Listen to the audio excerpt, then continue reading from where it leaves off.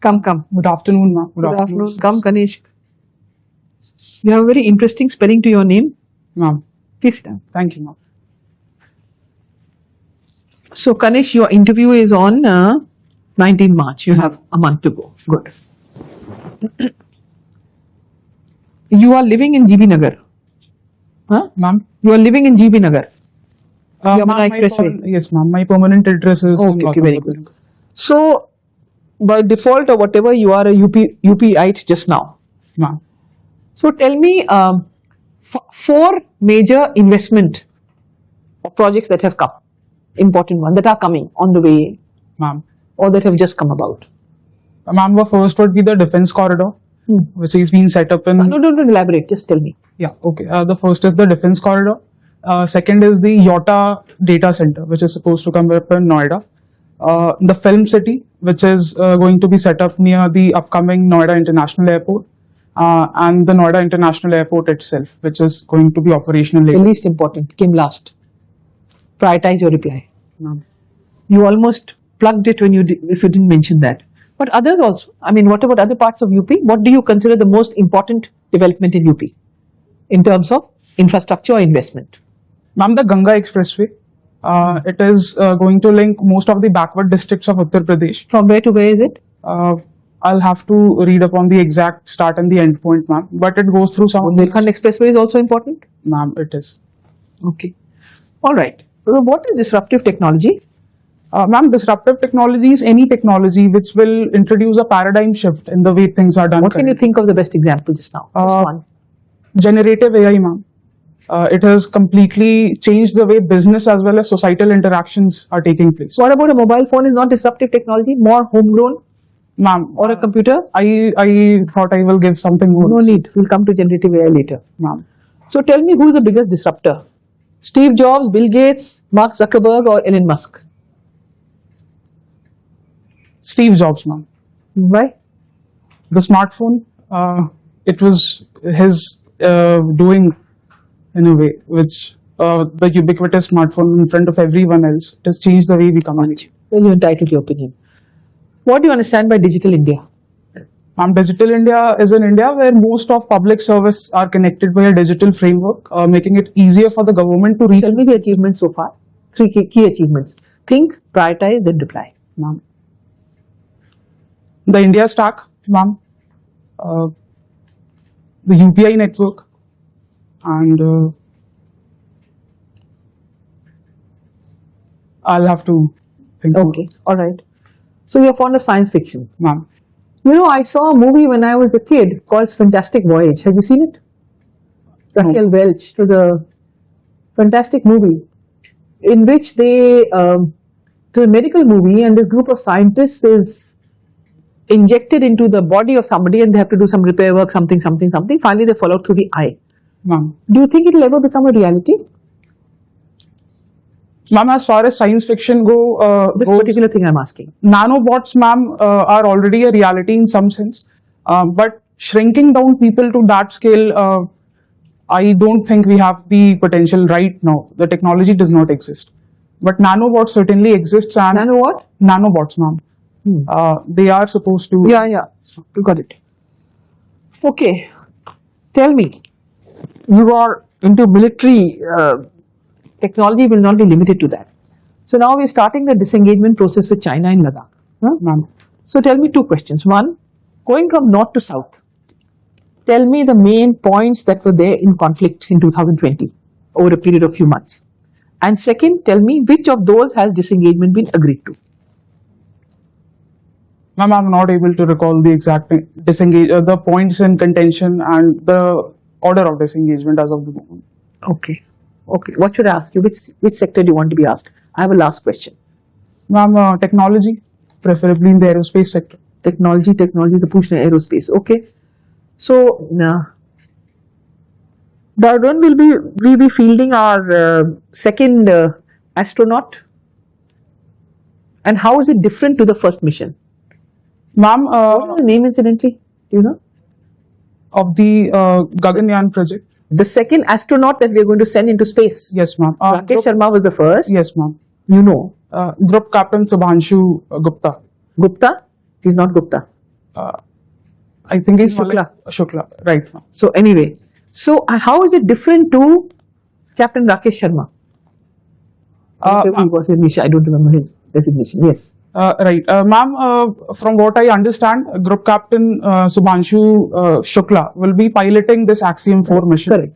And What do you think is the single most remarkable space mission or space achievement? One single one, and why? Just a line. Apollo 11, ma'am. No, ours, India's. Ours. Ma'am, the Spartex, which took place And why? recently. Ma'am, it shows the potential. Whatever we are going to do in the future, the manned lunar landing, the Bharatiya Antariksha Station, this was You don't think our GSLV is such a major thing?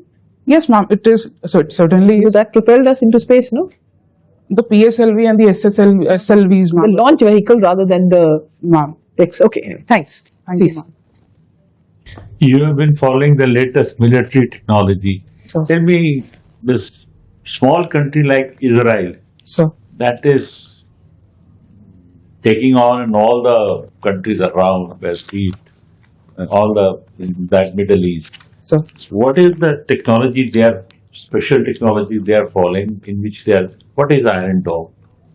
Sir, Iron Dome is an air defense system. Its speciality is that it is able to intercept short-range projectiles like mortars, short-range rockets, which conventional air defense systems are not able to do. For ballistic missiles? For ballistic missiles, they have the Arrow system, and it is complemented by the Aegis THAAD system of the US also, with its ship parked in the mid.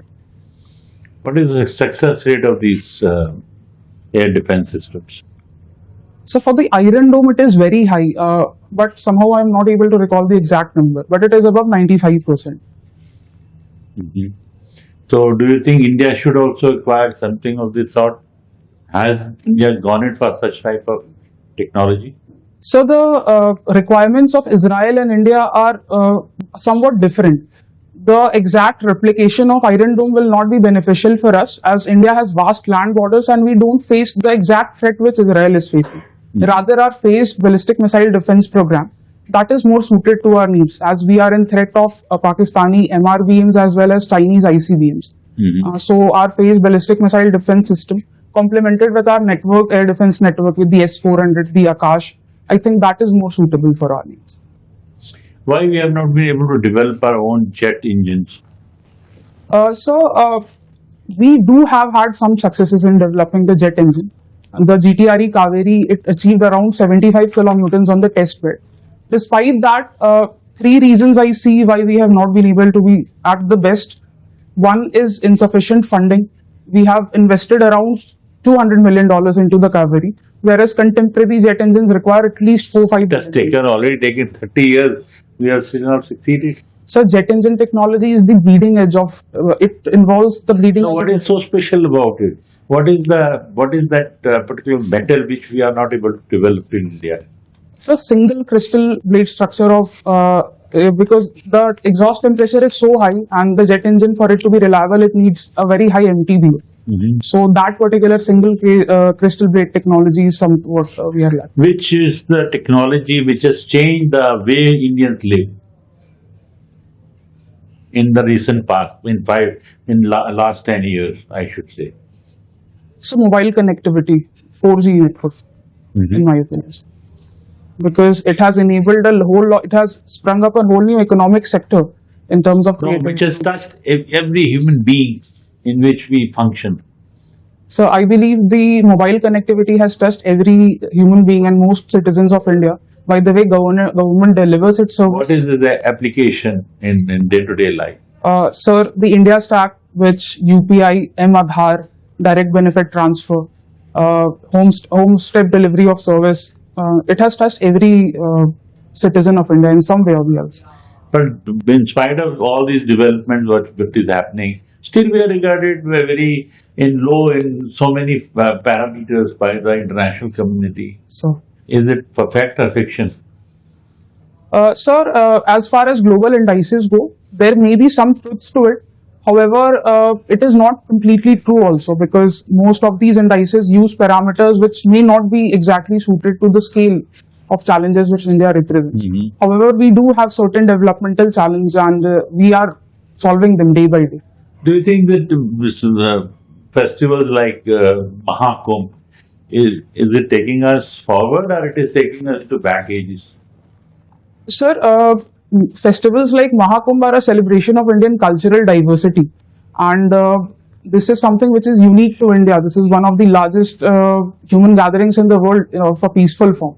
So I don't think we should see it as taking it forward or backwards. Rather, we should see the positive angle of this entire festival of India. Okay, thank you. Thank you, sir. Yeah, good afternoon, Kanisk. Good afternoon, sir.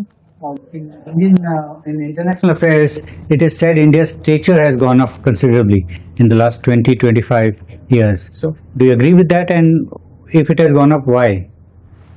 So I do agree that India's stature has gone up. Three reasons. One is our economic heft has increased, and so has the dynamics of our engagement with other worlds. Second is our diaspora. It has gone to great heights in many countries, and they serve as our ambassadors. And so third is the way Indians act and perceive themselves, the self-respect which fuels our interaction. That has also made a quantum. You haven't mentioned some important sectors where we are world beaters now. So, if you may allow, I can list them. Yeah, quickly. So, the IT sector, our services export are amongst the top in the world. Second is our pharmaceutical sectors. We are supplier of low-cost medicines in Africa, US, and the Europe. And now we are the third largest automobile market in this world.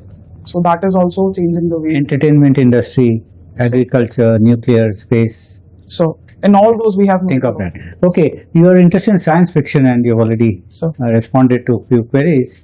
But tell me that from science fiction, have there been some practical achievements which have been first thought of in science fiction and then sort of brought to reality? So I would, in Isaac Asimov, one of the most prolific science fiction writers, in one of his Foundation series book, he mentioned a rectangular device which everyone carried to communicate with each other. Right. And this novel was written in the early 1900s, if I'm not wrong. Yeah. And this is what the smartphone currently is.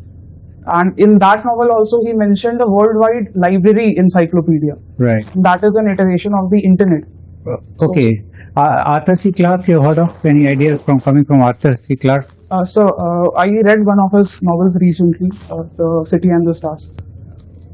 Indian Space Research Organization has also implemented something recently. So his novel 2001, A Space Odyssey, I think there consisted of Jules Verne, yeah? HAL. Yeah. Heuristically algorithmic. Okay, last question I'll ask you. F-35. So you are fond of military technology. So should we buy F-35 aircraft, which is being offered frontline aircraft, one of the most advanced? So while the F-35 does have its merit, I believe our long-term interests would be better served by pursuing our own indigenous developments like the AMCA and coupled with the Tejas Mark III. Okay, immediate, that is futuristic. So if you get one F-35 and two Rafales, so which should you go for that? Go for? So I would go for two Rafales. Two Rafale. So and if you get three Tejas, then I would still go for three Tejas. Three Tejas. So why? You don't bother of capabilities?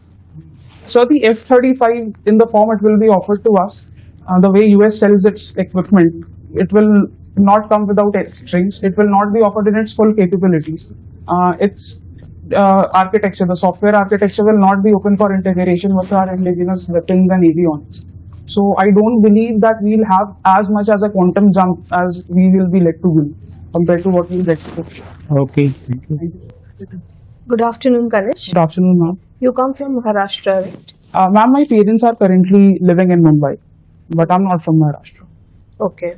So can you tell me, I'm asking you related to Maharashtra, will you be comfortable answering? I'll make an attempt. Okay.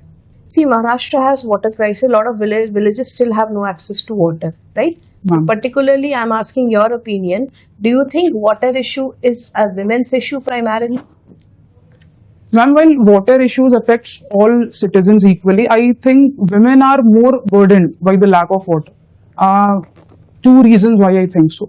One is women are often made to bear the burden of carrying water from far off places.